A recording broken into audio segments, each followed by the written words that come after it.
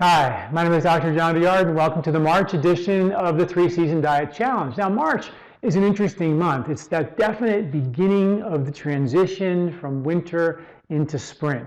And I've written a few articles about how to make that transition. I think it's a really beautiful time to kind of wrap up winter and start into spring. Spring being nature's new year, there's a lot of really cool things happening. Now, of course, in some areas of the country, it's really cold in March, and in some areas it's definitely spring. So you have to make the adjustments a little bit based on where you are geographically. But these rules apply to everyone in the Northern Hemisphere for sure. You just have to make some minor adjustments based on where you live. One of the things that's happening in the springtime is we're naturally going into a fat burning season. Not about losing weight or anything like that, although that's a benefit of fat burning, of course, but fat is calm fuel, stable fuel, non-emergency fuel, sleep through the night fuel, handle stress fuel, endurance fuel. It's really cool fuel. And of course, we have been burning a lot of sugar for a long, long time now, since 1980 when they started growing wheat and corn for pennies on the dollar. All the foods just happened to be made of wheat and corn, and we happened to eat a lot of it, and that gave us energy for short bursts of energy. And of course, in 1961, when they told the American Heart Association adapted the fact that cholesterol was bad, and all of a sudden cholesterol was on a hit list, which means it was not to be eaten. We lost our fat, which gave us long energy fuel. We ended up giving us pennies on the dollar wheat and corn to give us short bursts of energy. And it ended up creating a situation where we don't have the kind of food that will last a long period of time. So we found ourselves having to eat more. We found ourselves hungry a lot. So we want to reset that. And nature does it every season. We're sort of trying to reset it after 30 years of too much wheat and corn and 60 years of no fat, no cholesterol, which, by the way, very cool thing this week, the FDA is coming out sometime in February, maybe more early March. They're actually putting out their final report that cholesterol is taking off the nutrient concern list, which means that the school lunch menus are going to change, food manufacturers are going to change. All of a sudden, cholesterol is not such a bad thing anymore. Zero cholesterol, they're not going to advertise anymore. In 1961, when they first did this, it changed everything. All the foods that we ate, the foods that were manufactured, the school lunch menus, everything changed dramatically from that point on. We're actually at a point now where it's going to change again. Hopefully we'll get it right, but it's going to change again. And this time in the spring, we have the opportunity to make a dramatic shift in how we burn fat as a natural source of calm, long-lasting fuel. It's nature's New Year's prescription to make sure we burn fat. So nature harvests a bunch of leafy greens and sprouts and berries and cherries. Very, very light foods, not heavy diet, not a lot of fatty foods that we needed to insulate in the winter. That's gone. Now we're looking at springtime, harvest, which is very, very austere. What will happen to you, this is the point of this video really, is that your diet, your appetite will naturally begin to soften. In the blog, one of the blogs that I wrote, a woman came to me and she said that I did what you said. I think it was our second, third time that I saw her, and my mood is better, my depression is better, my weight's better, my sleep is better, I have great energy, I feel fantastic, except for I have no appetite. All I want to do is eat salad. And I checked, I said, everything's better. I went through everything that I could, and I said, well, it's March, and March is a time where the body's naturally thinking about spinach salads versus, beef stew. And your body is naturally craving less food. That's what I want you to tune into in March, is the actual desire that you will have naturally, and this is what's going to happen to me, not this spring, but next spring, but as we continue this Eat with the Seasons challenge, I'm going to do it year after year after year until we all get feeling better as a result of it, and we all start to want to do it, not feel we have to do it. And that's the goal of this whole thing, is to get us all to really feel, God, I prefer eating with the seasons. I desire those foods, and I know all of us do desire more leafy greens and sprouts and salads and spinach salads and things in the spring, and more soups and stews in the winter. We all do that, right? But now I'm sort of giving you that permission and the nudge to say, let's go after it in a big way. And what will happen is your diet, your appetite will begin to become less. Now, this is not unnatural. I mean, every religion whether it be Islam or Christianity or even many of the Jewish holidays were actually in the spring, and many of them required fasting, not eating very much food. This is traditional, and a lot of it came from the reality that harvests were very austere after a long winter of eating all your reserves and stores. Spring harvest, if it didn't come early, there was a lot of famine and a lot of hardship at that time. And the body was forced to burn its own fat to make energy last. It was a reset. And then when the foods came, they didn't come with, mac and cheese and pizza, the harvest. It came with, leafy greens, sprouts, berries, and cherries, very light things that forced the body to burn fat. So these are some ideas that I want you to have in mind in March and even into April, that the diet appetite will become less. So go with it. One study that I reported on one of my blogs said that we eat 100% more food than we need.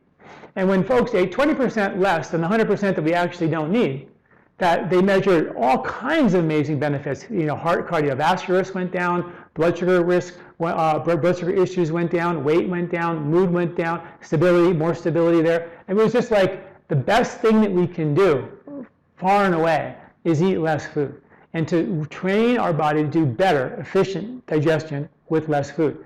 So it was a very, very powerful study to say that we should eat less.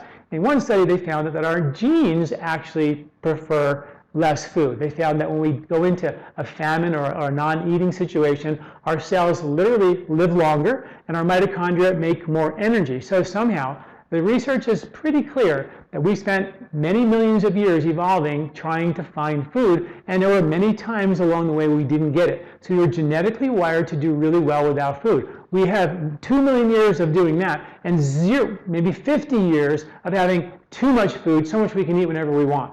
And that sort of has become the problem. Today we have 100% more food in our diet than we actually need. So this is our big chance in the spring to reset that and make food, make your meals last longer, and maybe not eat quite as much.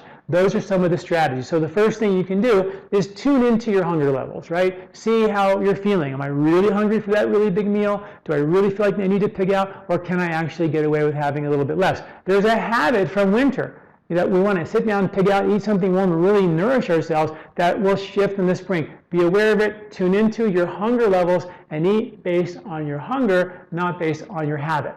Okay? That's step one. Step two is try eating a little bit less for breakfast and supper. Lunch can still be bigger. It's always been the main meal of the day. But lunch and supper can be a little bit smaller, and see if you can get away with a smaller breakfast and a smaller supper and a bigger lunch. It's natural to be able to pull that off come spring. Early spring, it goes from 1 week it's snowing like crazy, next week it's 60, 70 degrees. So you can shift with each week even in the spring and make the transition in a very graceful, gradual way. Try to make lunch a little bit bigger and more relaxing. Make more of a ritual around your lunch. So if you really take time to relax and digest and nourish yourself at lunch, there's a better chance you're going to actually make that energy last longer, because the more you relax and digest your food, you digest, assimilate better. When you relax, you turn on the parasympathetic calm nervous system, which activates digestion. When you're stressed and on the run, eating on the run, you turn off the parasympathetic digestive system. It's the digest and rest nervous system. And you turn that off when you're stressed out eating on the run, and you turn on the fight or flight system. So relaxing can give you way more bang for your buck in terms of making energy last or making food go a long way in terms of fuel. So that's really a cool thing. Follow a naturally occurring wheat and dairy-free diet. Wheat was harvested in the fall, originally in Turkey in the mountains, to fatten us up in the winter. And it did its job. But we ended up eating it 3 times a day for a whole lifetime, which was never nature's plan for wheat, by the way. Dairy was, the cows are having their babies in the spring. They're not we're not nursing and taking any of their milk at that time. It is a dairy-free, wheat-free time of the year. So go with that. Take the spring grocery list, circle all the foods on there you like, and give yourself permission to eat more of those foods off the spring grocery list. It's a springtime, cleansing opportunity. Our short home cleanse, or join us for the Colorado cleanse coming up, where we reset digestion and do a 2-week digestive fat burning reset. That's a huge thing to take advantage of in the spring. I wouldn't miss it personally, because I just feel so much better. I feel like every season I do it, I'm shoveling out yuck that I may have accumulated, in the last 6 months. I'm resetting digestive strength, which stress and things try to, kind of with age, try to knock us down a notch or two in our ability to digest well, detoxify well, assimilate well, drive energy well, and as you kind of push back that tide with a digestive reset and a fat burning kind of encouragement through a good quality cleanse, it makes really, really good sense.